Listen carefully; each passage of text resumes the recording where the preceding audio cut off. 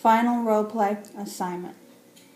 Prior to the beginning of this assignment, I carefully and thoroughly completed an informed consent conversation with my client, and the client consented for treatment. I also carefully and thoroughly reviewed all confidentiality policies with the client, and all the appropriate authorizations of release of information have been signed by the client.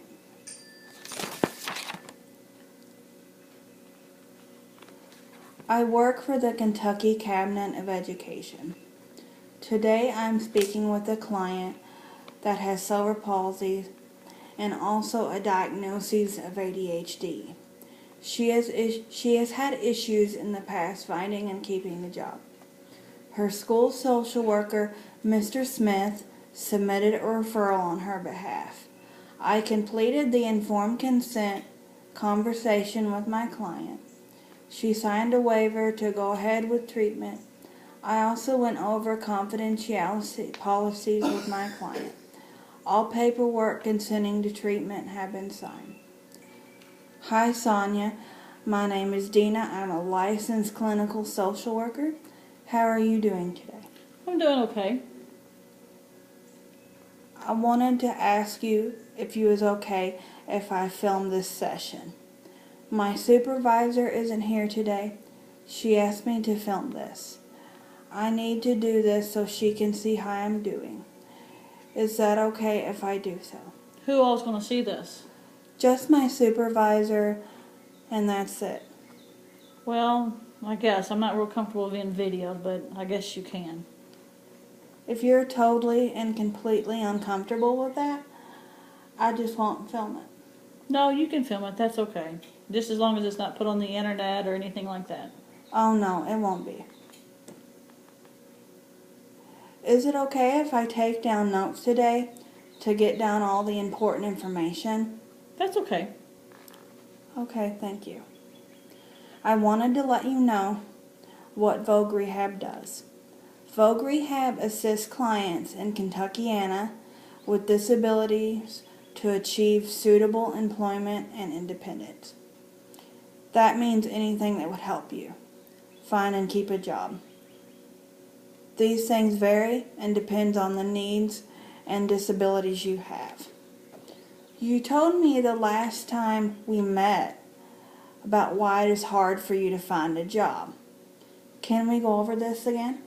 Sure, this is just hard for me to say. My disability gets in the way of me finding a job and meeting people and just every day-to-day social, I guess, just being social with other people. People just don't understand what I say.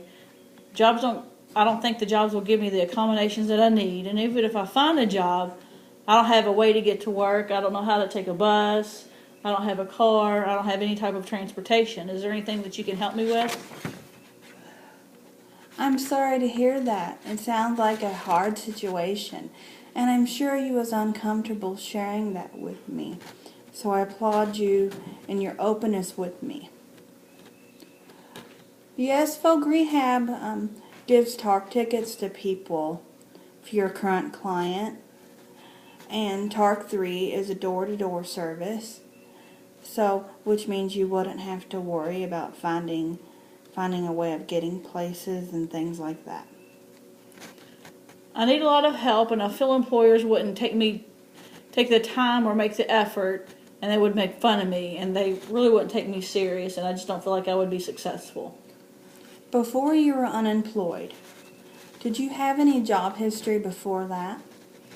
No, I didn't. I felt like it was a waste of time. People wouldn't understand me, wouldn't take the time for me, wouldn't make the accommodations for me, and I just felt like I was just a hindrance on everybody that I talked to. But I feel like if I could get a job, I would have good work values and would be dependable. You say you have good work values. Who taught you this? My mom, she's always worked hard. My dad wouldn't work. He was a drug addict, very undependable. My mom had to work 2 jobs just to make ends meet and just to put food on the table. She was a lunchroom lady and cleaned houses at night. My mom tries her best, but she feels like that's just not enough. My mom has told me she hopes that I don't have to work as hard as she did because it makes you old fast. Thank you for sharing that with me. I feel like I would let my mom down and not accomplish the goals she has for me. You say that you feel you would let your mom down. Tell me why you think that. I made bad grades in high school. I got kicked out of a few schools, so I've been to lots of different schools. Had to have made new friends, meet lots of new people. It was really hard on her and me. Okay, that explains a lot to me. Because people with ADHD have trouble paying attention and concentrating. They can't seem to follow directions and are easily bored and frustrated with tasks. Does that sound like something you have dealt with before? Yes, my behavior. My mom was at school all the time. I came close to not finishing high school. I almost failed out. We didn't know that I had ADHD at the time and didn't know how to deal with the things that I was going through.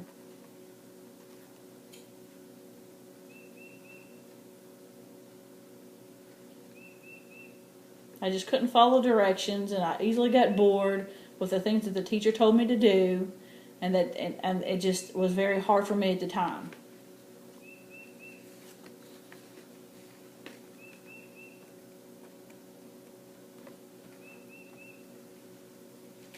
And I can't focus on anything. I'm just having a real hard time with this conversation. I'm just having a hard time just explaining to you my feelings, just things that I've gone through, and just my life's situation just in general. I'm just not really having a good time with this interview. Well, you don't need to feel uncomfortable with me because I've been a social worker in the disability system in some way or another for over 10 years. So I've heard just about anything. So you can tell me anything you feel that would help you. Okay, I guess I could try. Have you ever thought about medications for ADHD? It might help you focus more. You know, you might calm down. Maybe your thoughts would be in a better shape. So you could maybe socialize more with people and you wouldn't feel so socially isolated. I like things like writing and babysitting. You think something like that would help me in finding a job? That's really good, and that will help us because you could maybe find a job in a daycare or a preschool. But to be honest with you, I would have to complete a career assessment, and that would tell me more about what your abilities are and everything. What would you think about something like this? That sounds good if you think it would help. Well, sure. It would help you know more about yourself, and it would help me understand more of how to help you, disabilities-wise and interest-wise. Okay, you said something about transportation. What would we do with that? Well, if you're showing that you signed the contract and you're working with me, I will give you TARC 3 tickets monthly, and that should help you get around. You won't have to worry about getting lost because it's a door-to-door service company, and that should help you a lot. Okay, well, that sounds like a good idea.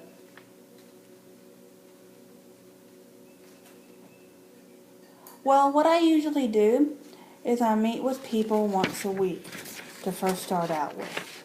We work on basic skills. We meet with different people like psychiatrists, speech therapists, physical therapists. It all depends on your needs.